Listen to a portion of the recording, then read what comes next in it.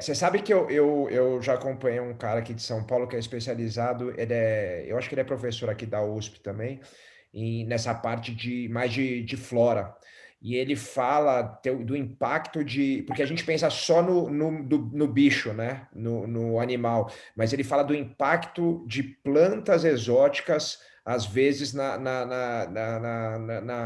floresta, por exemplo, aqui em São Paulo, na Mata Atlântica, né? E ele falando que como elas são responsáveis por, às vezes, extinguir espécies nativas. E eu acho que isso aconteceu no Brasil também. É engraçado, é curioso que a gente tem o bioma Pampas aí no sul, né, onde você está, que tem vários tipos de graminídeas, né?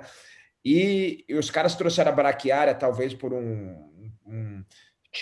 densidade nutricional maior, tal, e ela invadiu o Brasil e também acho que ela acabou com um monte de espécie, né? Um fator de perda de biodiversidade. As espécies exóticas invasoras, elas estão na segunda posição em termos de principais causas de extinção. É mesmo? Depois, do desmatamento, né? Do desmatamento Aham, da floresta, ou chame de desmatamento se quiser, no caso dos campos, né? Também pode ser usado o termo assim, né? Ou claro. como prefere chamar, né? Perda e fragmentação. Então, primeiro vem o desmatamento, depois vem as invasoras. Aí na terceira posição vem como eu prefiro chamar, que é o uso insustentável. Quer dizer, o problema não é você caçar, pescar, cortar, abater, enfim, né? Mas é quando isso é feito de forma insustentável. Então, é o uso insustentável, né? Quando você extrai da natureza Com mais certeza. a taxa de regeneração daquele recurso. Sem regulamentação, sem controle, né? Então, essa é a terceira imposição. E a quarta é a contaminação. A contaminação é a quarta em importância, porque, em geral, ela é a última. A contaminação Uhum, está concentrada nas áreas urbanas. uhum, E ela tem origem nas áreas urbanas, industriais. Mas, assim, nas áreas urbanas e industriais, a fragmentação já chegou antes, a caça, né, o desmatamento já uhum. chegaram antes, né? E as exóticas já chegaram antes. Quer dizer, assim, quando chega a vez da contaminação, já sobrou pouca coisa, né? Mas você falando isso agora, me lembrou uma coisa muito interessante. Eu fui algumas vezes para uma fazenda na Amazônia, já é floresta amazônica, mas é uma transição ali no norte do Mato Grosso, de Cerrado para a Amazônia. E ela foi, obviamente, eu conheço pessoas que estão lá desde os anos 70 e houve bastante desmatamento já, mas ainda tem áreas muito grandes de floresta preservada dentro dessas fazendas. E eu conversando com o pessoal de lá, morador, perguntando, por exemplo, a quantidade de bicho, né? Se eles viram dos anos 70 para cá, diminuição muito grande.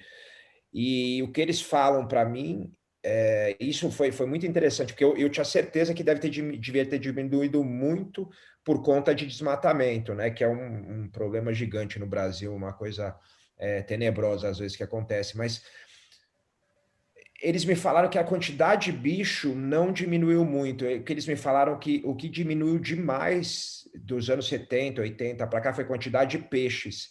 E aí eu vi um cara falando que eles reportam isso a agrotóxico nas plantações ali de soja, de milho e tal, e a chuva lavando aquilo para os rios e diminuindo. Faz sentido isso?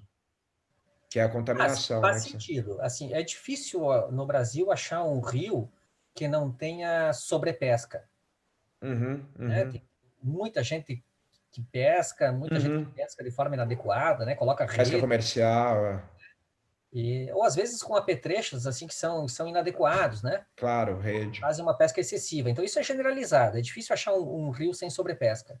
Uhum, Mas a contaminação vai ter a sua importância também.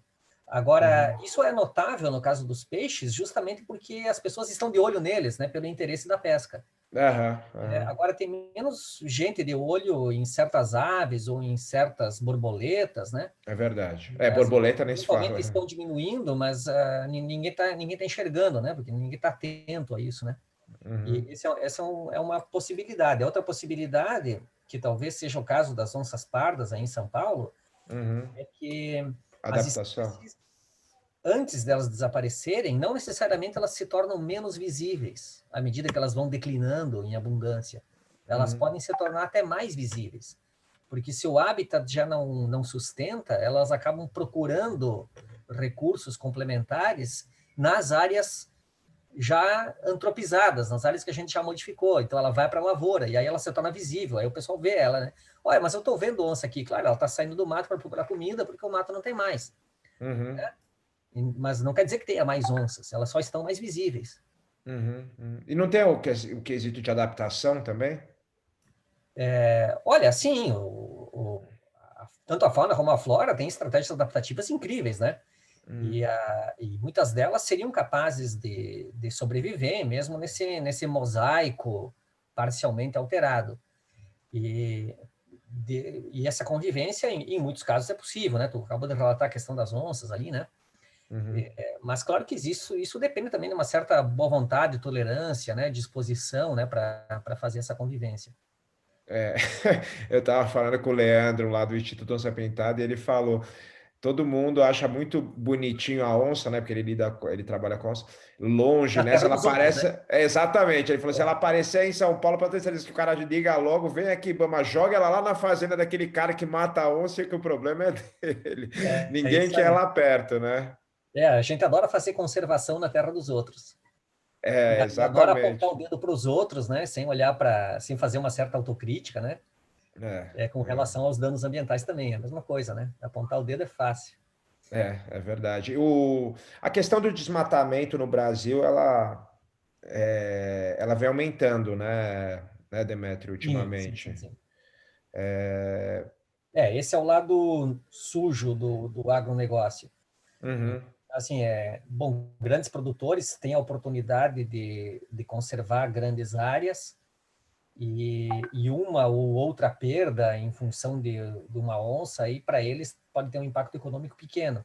uhum, Então, sim, tudo isso são possibilidades, mas assim também é fato que existe uma faceta aí, uma parcela do agronegócio que, que é tipicamente brasileira nesse aspecto negativo, que ainda está naquela visão lá do Pedro Álvares Cabral e do Caminha, quando chegaram aqui, né? Em se uhum, plantando tudo dá, sabe? Ainda estão com aquela ideia de que o Brasil é gigantesco e a nossa natureza é inesgotável, né? E que pode avançar com a agricultura até onde quiser, que tem muita floresta, sobra água, sobra tudo, sabe? Essa é, ideia, né, de paradisíaca, né? Que é de 500 anos, né? é, Acha que tudo que ele está fazendo só tem só tem lado bom, né? Não tem efeito ruim nenhum. impacto. Aham, aham.